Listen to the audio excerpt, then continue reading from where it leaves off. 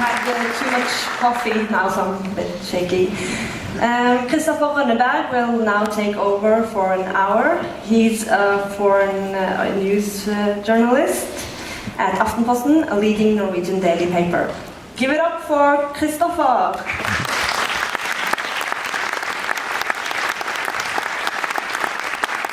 Thank you very much, and continuing good morning to all.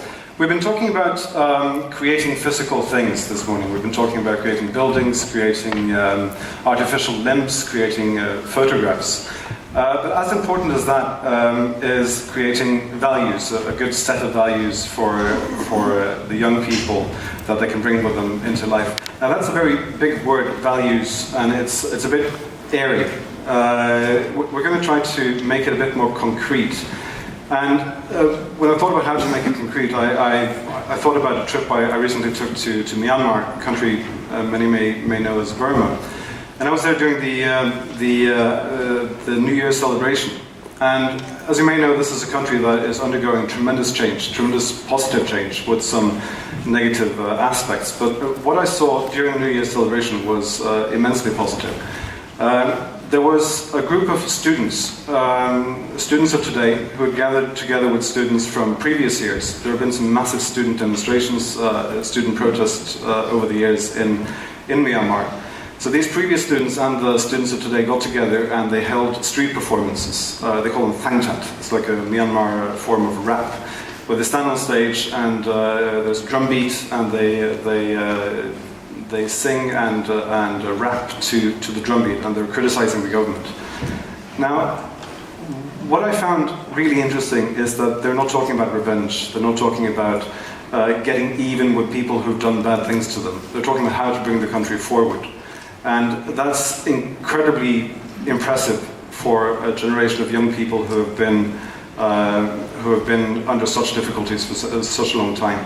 And also the way they're collaborating. You have former students, 50 years plus, collaborating with 18, 19-year-olds on stage together, trying to bring about and make a better country.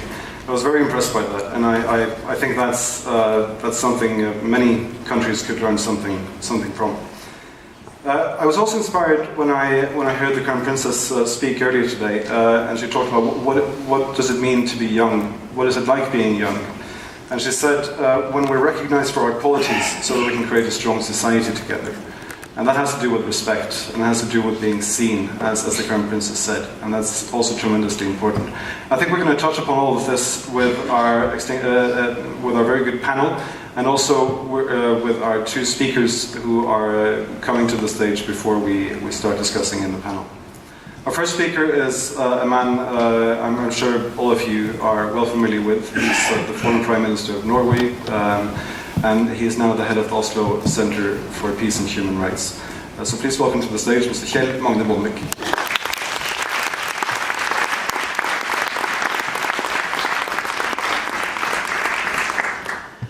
Your Royal Highnesses, Excellencies, dear all partners of change. Thank you so much for inviting me to address the value of youth participation in building democracy. It is of the highest importance that young people take part in democracy, because young people constitute a significant part of the population, and democracy is about inclusiveness. Young people have their own unique experiences and often also challenges, which are important to take into consideration when political decisions are made. Many young people have a vision, hopes and expectations for a better today and tomorrow. And young people have energy, enthusiasm, and often a fighting spirit, which is essential to also channel into political processes. For me, as president of the Oslo Center, I believe in youth participation wherever you are in the world, no matter in which country you live your life. Yesterday, I came back from Pakistan after having followed closely the election as the leader of an international election observer delegation.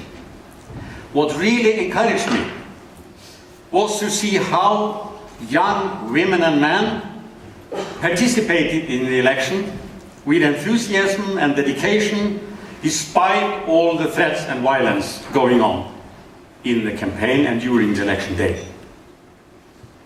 Many young voters were mobilized under the slogan "Change," which was used by one of the main and successful political parties in Pakistan. In many countries, participation in democracy is dangerous. The road to democracy in fragile states is even more dangerous.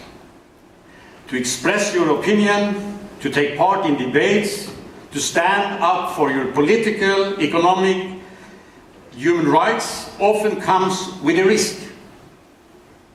Peoples are suffering and imprisoned, and even pay the ultimate price only because they try to make the world a better place through democratic means.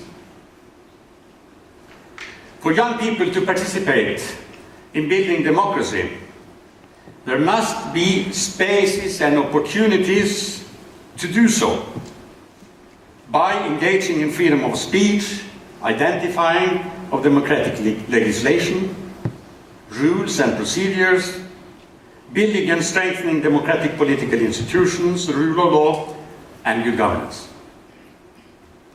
That is why we at the Oslo Center has made democracy assistance as our main program.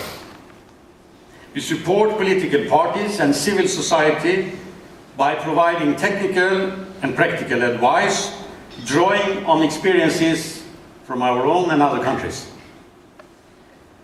We highlight the importance of inclusivity and equality in political representation and participation, stress the importance of human dignity and consequently human rights,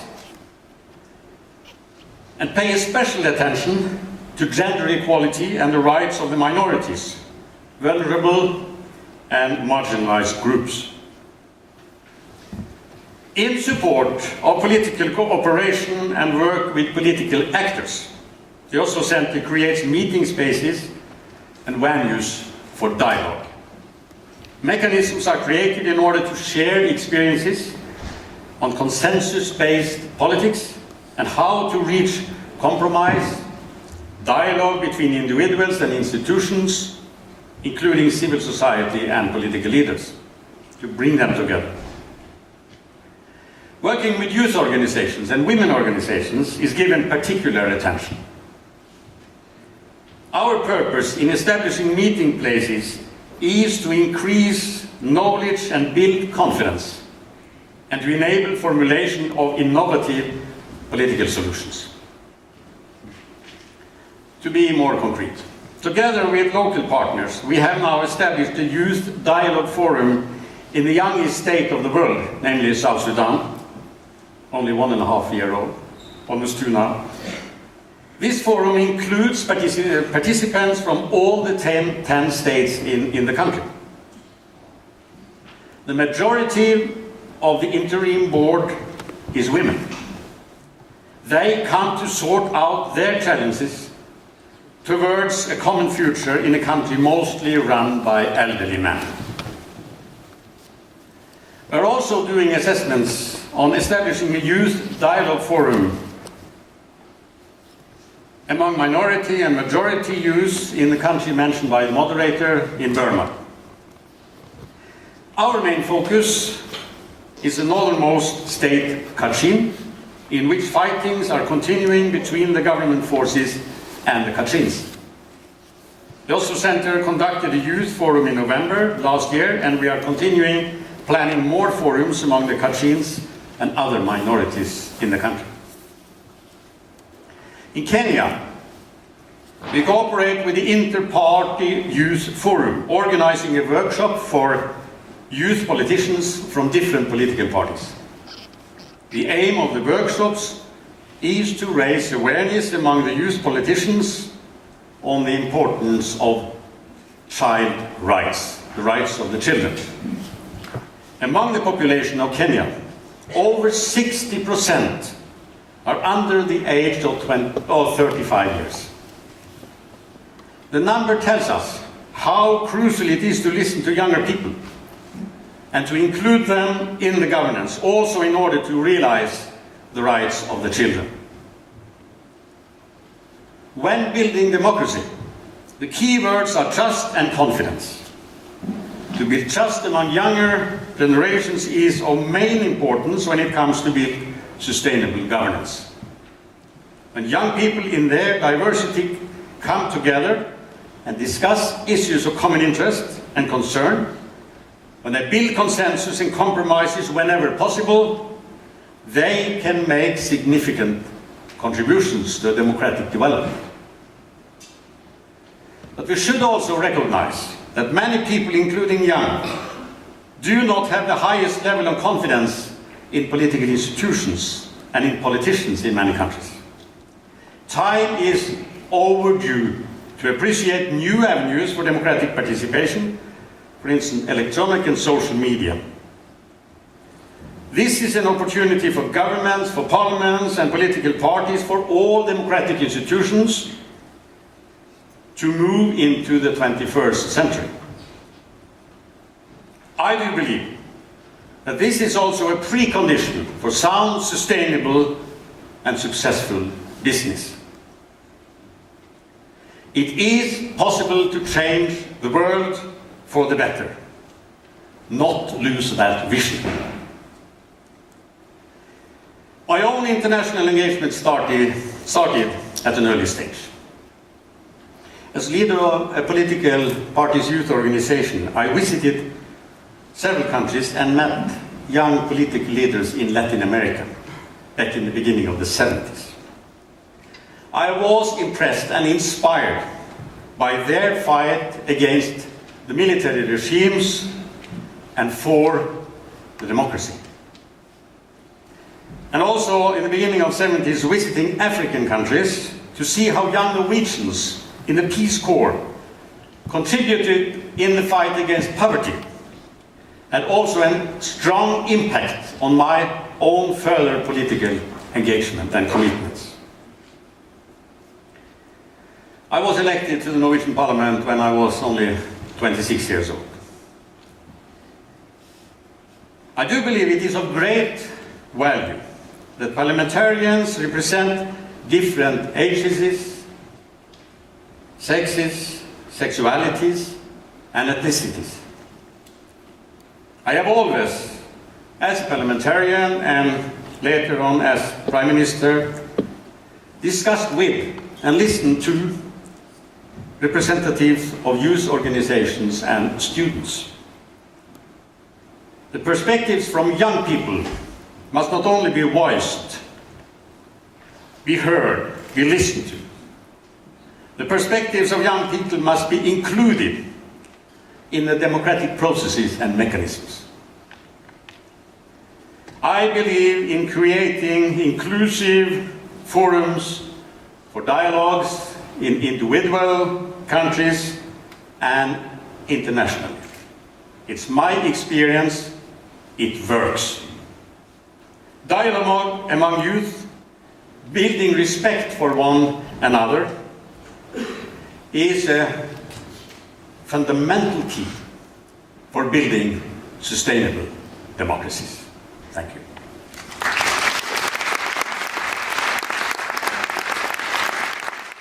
Our next speaker is originally from Sri Lanka, but he now lives in Washington, D.C. He is the coordinator for the youth program for the organization called Search for Common Ground. And what that ground is and what the organization does, you'll hear about right now. Please welcome to the stage Mr. Saji Prelis.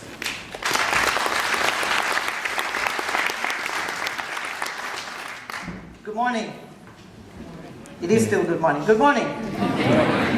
No. Good morning. Good morning. All right. Chris said, my name is Saji Prelis. I am from Sri Lanka. I grew up in Sri Lanka. When I was growing up as a young person, and I can still consider myself young, what shaped my life was the lived experience of people I was interacting with.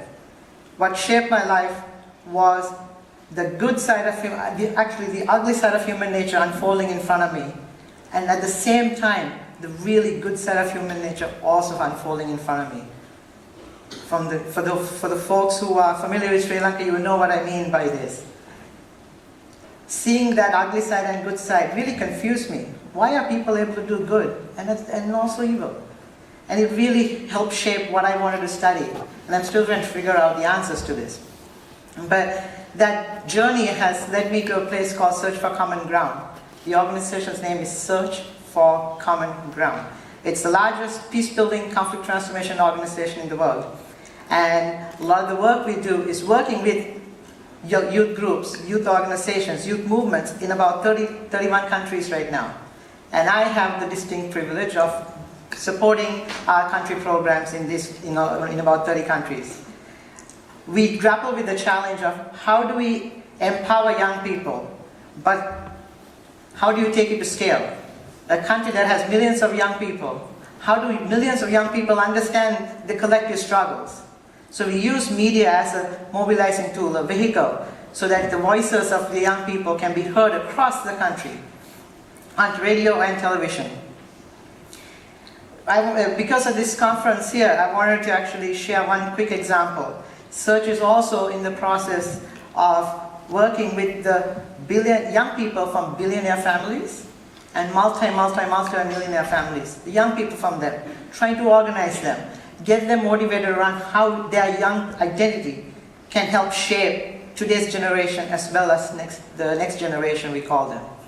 So how can young wealth holders can transform societies also? So we are not only dependent on governments, we are not only dependent on development actors, but the young generation who are wealth holders also should be part of that process.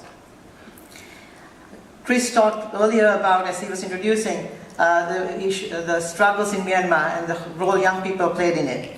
And you all know about the Arab Spring, the role young people played in the Arab Spring. But I don't know how many of you actually know the struggles and the African uprisings that have happened.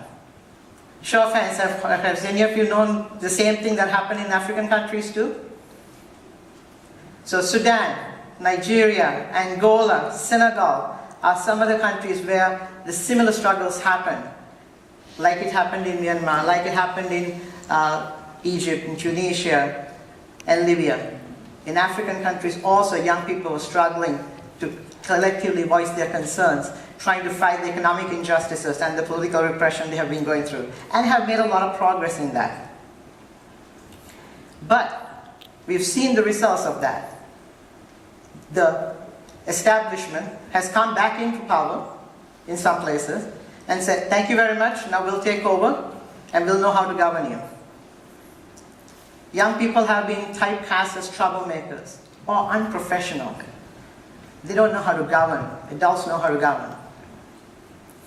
But Mr. Bondevik talked about a digitally connected global community. Information is immediate. What I have noticed around the world is when you look at how young people are organizing themselves, they organize horizontally. But when I compare that with several adult-oriented focused organizations, they govern vertically. There's a hierarchical structure. But young people are not organizing that way. Young people around the world generally are organizing very horizontally. Last month when we organized a youth consultation in the Middle East and North Africa with youth coming from about 6 different countries, youth leaders in the movement, none of them wanted to be representing the leadership of that country. When I said, why don't you as a group figure out a spokesperson? They said, no, we cannot. We all have different voices. We need to all be represented. One person cannot represent all of us. We need to give space for all of them to speak. Pretty inspirational. But the Royal Highness talked about this morning about the populations, the global demographics in the world right now. But one thing, stark difference we're seeing in this is that majority of these young people are living in developing countries, countries that are struggling to rise economically, socially, and culturally. What we don't always see clearly is that young people in these countries are highly organized. We heard that in the earlier panel from Sierra Leone too. Young people are already active and involved, and they're articulating their voices in very creative ways. But the language they're using, some adults don't hear and don't understand. I'll just give you another example. With Search for Common Ground's work in Liberia, just to give an example of how organized they are. We were involved with understand a country like Sierra Leone has gone through a tremendous amount of conflict. Young people in the thick of it, as troublemakers, but also as peacemakers in the country. 12 years later, $20+ billion has been spent by the international community in Liberia. What we were looking at is take a step back from that and see what has been the cumulative impact of foreign assistance for young people in countries like Liberia that are transitioning out. What was unique about this was a couple of things. One, it was completely youth-led. It was young people from American University in Washington, D.C. partnering with 6 only, about 30 youth leaders from throughout Liberia coming together, trying to understand what has been the cumulative impact of foreign assistance. So it's not only the facts about how much money that was spent for what purposes that mattered for us. We were also interested in understanding how they were perceived by recipient communities. A 240-page report was done. I was very impressed because this is the type of report that a World Bank would produce. This was produced by young people below the age of 28. About 30 of them were involved in this project. The cost over 9 months was $95,000 US. That happened last year. Last month when I called the Minister for Youth, I asked him, what has been the impact? You know, is it collecting dust on some rack in the ministry, or what has happened? What he was saying was, because of the unique partnerships that we organized this effort with. So the partnership was university students here and university students in Liberia, partnering with the Ministry of Youth, partnering with the Ministry of Statistics, but making sure that it was youth-led, adult-supported, but technically advised to produce a 240-page report that generated the presidents, cabinet members involved with youth issues, Ministry of Youth, and the Ministry of Education to really understand what the pulse of the nation was. But what I was surprised about was one other thing that came up. What young people had 7 priorities. One of them was infrastructure. 12 years later, the country still has no proper road system or electricity grid. And they were talking about the role young people can play specifically in improving and maintaining the roadways in several other counties. That happened 9 months ago. That happened in November when we produced the report. Last month when I talked to the minister, he said, after $90,000 has been spent, 5,000 jobs have been created in the country. For a conference like this, that's a pretty good rate of return. For $80,000, $95,000 contribution and 5,000 jobs being created also in a short period of time. And it was all done, led by young people itself. My brother from Sierra Leone were talking about this, empowering young people. It's a huge crisis. Unemployment, how do you address them? It's creating that enabling environment for young people to really shine and supporting that. This has empowered Search for Common Ground to work now with The Economist to develop a youth engagement index. So for countries that are large youth populations, the dominant paradigm is the youth bulge theory, which talks about countries that have large youth populations tend to be more fragile, more unstable. That also means these young people are the troublemakers. What we are trying to do is flip that upside down and say countries that have large youth populations can be more economically sound, can be more prosperous. So with The Economist, we're actually trying to develop a youth engagement index for about 40 countries. And we're looking for partners to do this because this is a collaborative effort. It's not doing an index that matters. It's the process of developing an index, working with governments in these countries, working in partnership, like Partnership for Change model, with collaborators to support this and enable young people to be the the driving force in this process also. If I take a step back now, I see the youth movements of today similar to the women's movements of 2000 and before. What happened in 2000 was the UN Security Council Resolution 1325, for those who are familiar with, the Security Council resolution that proposed the support of women to be part of peace-building processes. One thing we've learned from that over the years, it has supported women all around the world to have a voice, to be at the table. What we've not yet fully recognized is that by supporting women, we cannot support women fully if we do not find male champions to be with them, helping them shape the table itself. So if we take that lesson and apply it to the youth movement of today, one of the lessons is the need to be working at an intergenerational level. Working with young men, young women, and men and women of all ages, together, working together to build the country up, to build the country back better. If we only focus on empowering youth, empowering male youth and female youth only, at the cost of empowering other generations, then we'll miss the mark. Because for 10 years later, we'll come back and say, oh, we missed another generation. I think it's the senior citizens then, maybe. That's not right. We can learn these lessons from the past and apply it today to make sure we don't repeat the same mistakes later. Empowering young people is about dignity, dignity for not just young people. It's about not only teaching young people, it's about learning together, across different generations, learning together how to build this country back up in these developing places. And the global community right now, with young people involved in the middle of this, it's the largest creative body this world has ever seen. The largest, most talented group of people around the world. Imagine if we work at intergenerational level, working in partnership with the adults, working in partnership with the governments, and young people together, young men and young women together, youth movements, youth organizations, and youth clubs.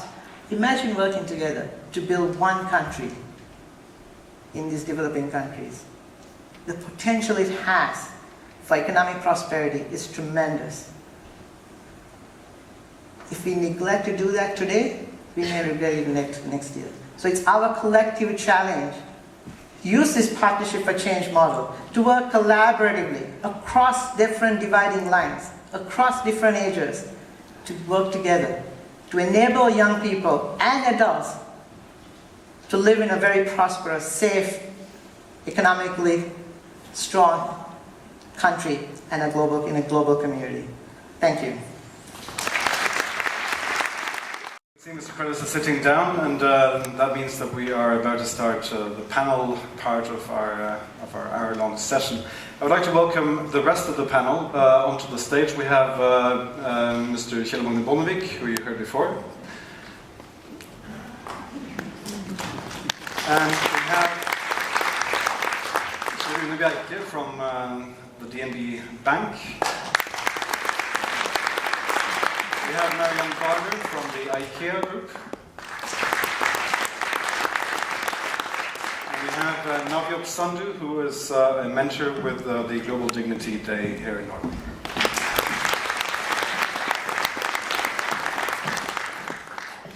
Welcome to you all. This session is about values. So we've been talking about empathy, we've been talking about dignity, and words that can mean many things that might not be so concrete unless you start talking about concrete issues. Navjot, we're going to start with you, and we're going to see a small film about the project that you're involved with. If we can roll that, please. We should help each other. No one knows everything. Some people don't know dignity. Everybody was created equal. You should respect your friend, whether he's small, whether he's big.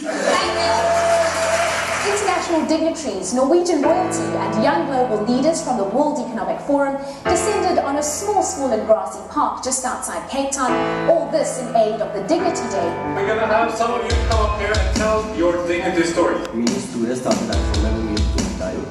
For jeg var en klovn som trengte oppmerksomhet. Everybody laughed at me. Everybody said I was going to fail. Everybody said it would never work. Jadi, intinya kalian semua tuh Everybody in here can change the world. You are all very talented people. How will you use your own potential in ways that increase also the dignity of others? It does not only transform the life of the students participating in a Dignity Day.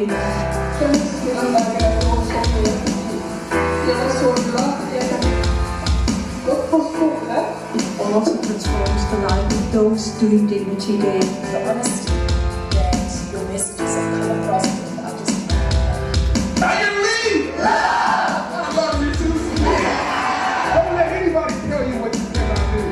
You can't always change the outcome, but you can change the experience. Jeg kan med god samvittighet si at etter at du har gjort det her, så er det en helt fantastisk følelse.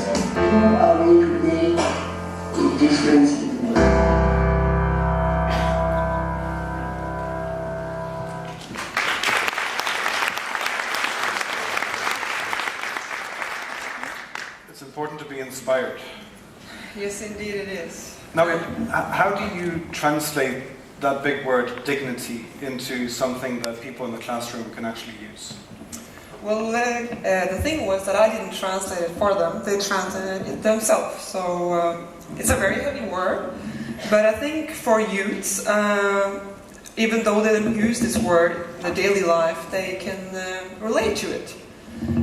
So some of them define it as a status, as respect, as honor, as a cultural, family, friends, rights. And as you saw on the movie, everyone did not only relate to it, but we actually saw a change during the whole day, because when we started, people were just sitting next to each other, but after the session ended, people actually saw each other. And some might say, can Dignity Day actually make a change? Well, for me, I didn't believe it could, but still I participated. But after being through a lot of schools, I mean, we salute Malala for having this strength, this energy. But after being through all these different Norwegian schools, I saw the spirit and the strength of Malala in every corner in the schools. And they had this strength already, but what Global Dignity Day did was actually to bring that out to the light, and by sharing their stories. So everyone sort of felt that day that they can actually make a change. We heard David earlier talk about, he said, it doesn't matter what you produce, you can make, it doesn't matter what you can make if you don't have integrity, if you're not being seen. Do you agree with that? Of course, part of actually, feeling the word dignity is also to be acknowledged. And as a young person, the key essence is actually that someone sees you and someone respects you, and that you're actually taken serious. And I think for a lot of the teenagers who came up to the stage and spoke to our audience, maybe for the first time, for them it was a whole new experience. It was like this young guy, his name was Umar, and he said, you know what? I want to shine like a diamond, but I just don't know if I have the right color. And being able to get on the stage and to shine like a diamond, even it didn't matter what kind of color you had. People were actually seeing you, people were actually taking you serious. And that experience for youngsters can actually be a change maker. Do you believe that in our Norwegian society, you're also part of the think tank Minotenk for minority groups in Norway. We're quite new at this in Norway with the integration and trying to include and trying to establish respect for all members of society. How important is it for young Norwegians of immigrant background to get that understanding very early on that they have respect, that they are being seen? I think it doesn't matter what kind of background you have as a person, as a human being. Everyone wants to be understood. And especially when you are brought up by parents who never had that feeling that someone understood them. Because they moved away from their safe environments, their family, their friends, something that they could relate to something new. And that is a huge change. And when you're brought up by parents who have those kind of feelings, I think it's actually extra important, especially for the youths who have minority backgrounds, to feel that, you know what, we actually belong somewhere. And people often say that, you know, I have roots from this part of the world, I have roots from that part of the world. When you talk to youngsters, they actually have wheels. You know, they are global citizens. And for them, it's just not only about being accepted and feeling a part of a society, but it's also more about finding common values. So as long as they find common values, for them it doesn't matter where you come from, what kind of skin color you have, what language you speak, what you ate for dinner. And being a minority is not easy. I mean, one thing is how the individual sort of reflects on himself, but the other thing is the perception the society has. I mean, if you look at youths as brands, I mean, will Omar sell the same way as Ola? This is a question. I'm not going to answer that. And that's something we should reflect on. I mean, of course, we are a multicultural society. But is it? I mean, we're talking about equal rights. But is this something we are talking about, or are we actually practicing them? That's food for thought. We'll get back to you a bit later. I want to move on so we can introduce the whole panel. We have Marianne. You're from the IKEA group. You've been there for 20 years now. And you've been heavily involved with fighting child labor. And at the same time, you're also talking about legal rights for young workers under the age of 18. How does that paradox work out? First of all, I think this theme with the young people is so important. And I go back to what the Crown Princess said about so many young people are unemployed. And I think that global companies, IKEA and many other companies, we have enormous opportunities to give young people a good start. And we have initiatives in our retail countries, but also then thinking in emerging economies and developing countries where we have business. And really, there is one sentence that we have set as the guiding sentence for everything we do when it comes to children. And that is that all actions shall be in the best interest of the child. All actions shall be in the best interest of the child. That puts a lot of responsibility on our shoulders, and it means also that we must gain knowledge about the communities where we are involved and so. And we have been working with our suppliers, sub-suppliers, for very actively now for 13 years to improve working conditions, both socially and environmentally, and so. And we also have a very strong child labour, the IKEA way on preventing child labour. In that code, we also say very explicitly, which is in the best interest of the child, we support the legal employment of young workers. And why is that so important? Well, it is so important that young people, 14 to 18, 15 to 18, or 16 to 18, depending on the regulations, on laws, and opportunities for children, that they really gain access to good working opportunities. And that's why there is no paradox in it. It is to act in the best interests of the child, to really give young people opportunities to learn and to grow and get an education. So when you employ young people at IKEA, what kind of values do you install in them to retain them as good, happy workers and human beings? IKEA is a very values-driven company, which it is, and to have a vision to create a better everyday life for the many people. That is a fantastic vision that guides us. And young people, young families and children, they are, I don't know, have you been to IKEA, any of you? Yeah? Then you know that I feel very proud on how we welcome children in our stores, and that they can jump around, they can get this rest from their parents for an hour and so.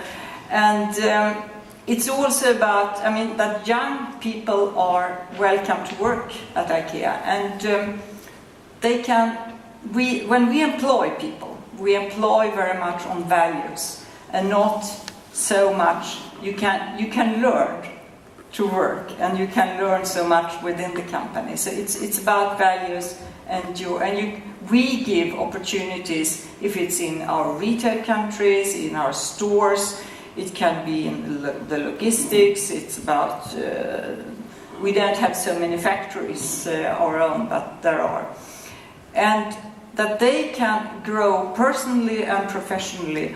And more I see that our countries, they work together with schools, they work together with authorities to help young people to come to start a traineeship. It can be for 3 years, and many of these young people then grow into leaders. And what we have set as a we want to be a humanistic, modern workplace, and we really want our leaders to be business and people orientated. So that is what we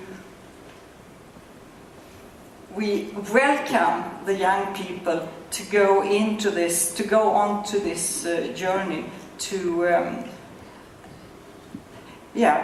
create this better everyday life for the many people by offering furniture, so that as many people as possible can afford it. And we have, that is a long tradition at IKEA, but I can see that we put more and more emphasis on it today, and that is that young people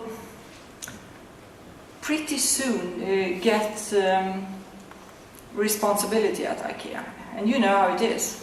You grow when you get responsibility. You make mistakes. Yes, you make mistakes. Don't make them too often the same mistakes. But all of us grow by making mistakes. And that is something that our founder has put so much into ourselves.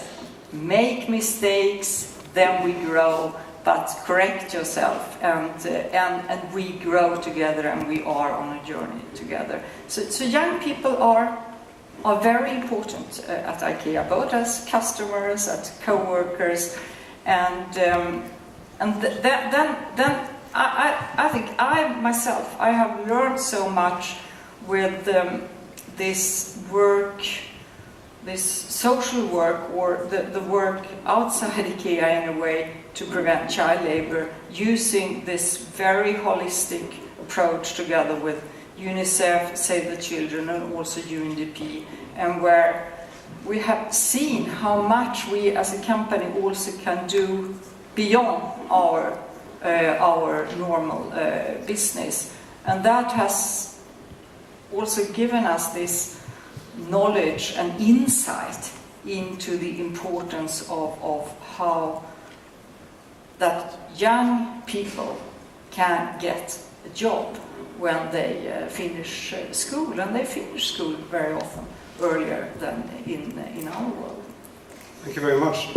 Making mistakes, Rune Bjerke, if you have a young employer and he makes a mistake, that might cost you millions of kroner. Are they allowed to make mistakes at DNB? If you make a mistake, you should try to do the same mistake the second time. So, I mean, you should learn by making the mistake, but at the same time you should also develop yourself. So both you and the rest of the organization avoid to do the same mistake. But you are not punished if you make one mistake in DNB. I'm glad to hear that. Now, you're a massive company. You're the biggest financial service provider in Norway, and that gives you a tremendous responsibility also for the young in Norway. How do you balance that responsibility with the need to secure customers at a young age?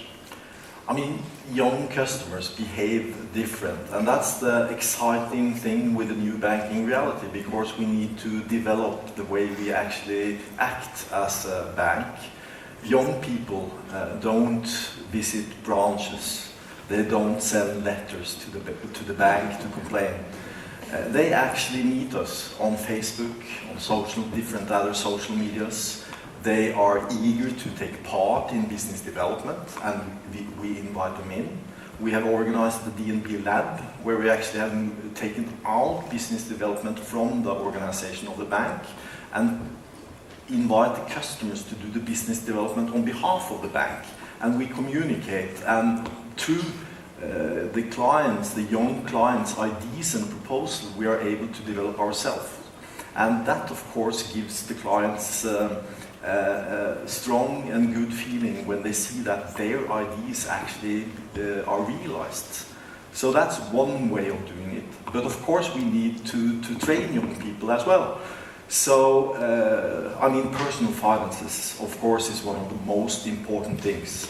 And we try to invite 15-year-old pupils into our offices and to train them.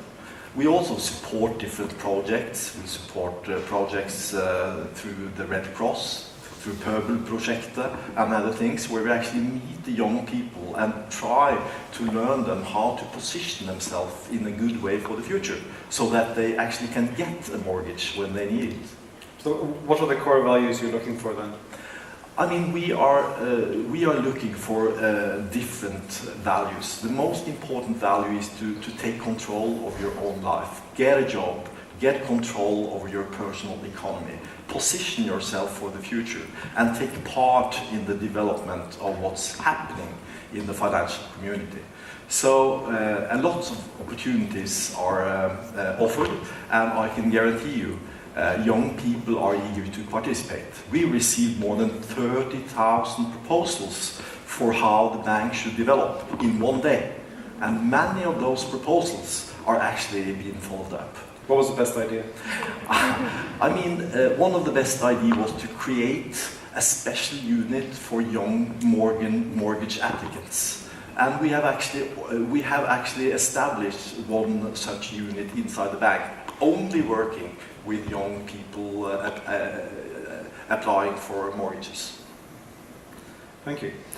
Kjell Bondevik, just like David Senge, I also attended United World College when I was younger in Singapore.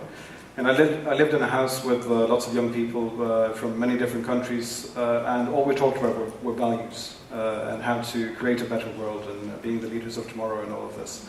Now, you have had the chance to stay with your idealism and to use it as a politician and now in your organization. How do you retain that wish to do, or to make the world a better place and to develop values in young people and to do the work that your organization is doing? How do you grow older without becoming cynical?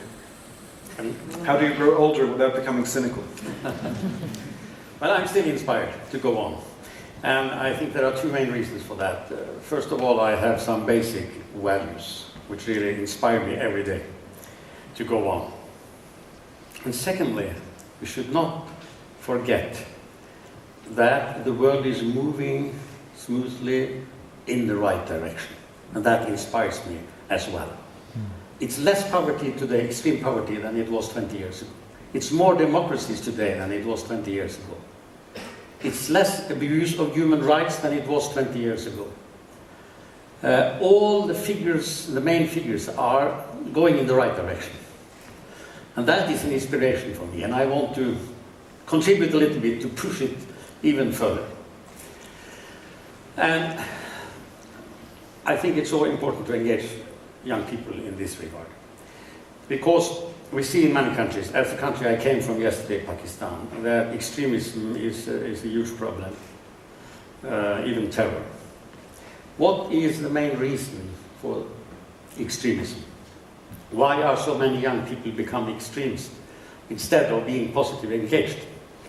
I remember from my time as Prime Minister, we had a conference together with Elie Wiesel, a philosopher and Nobel laureate. And we came to about the root causes of terrorism. And we came to the conclusion that the main cause of extremism and even terror is the feeling of humiliation. If you feel humiliated, you become desperate, extreme, and can even be a terrorist.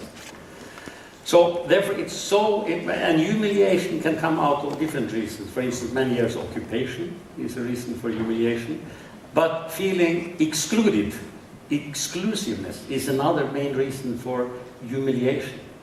And I'm afraid that if the younger generations are feeling excluded from the political processes, some of them, instead of being positively engaged, will be negatively engaged and can be extremists. That's what we are seeing now. So therefore it's so important that we create platforms for countries. Let's take South Sudan, the youngest nation of the world. If that country should be run only by elderly men, like me, and even older, that's dangerous.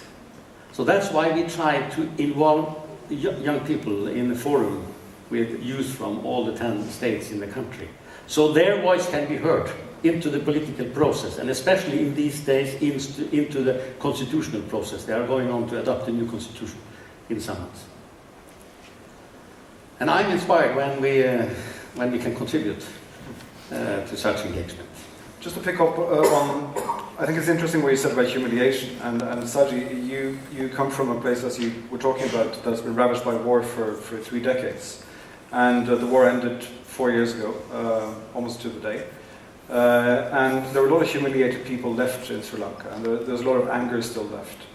Do you believe that the younger generation in Sri Lanka have values or other values that might help them avoid the problems of their parents and grandparents?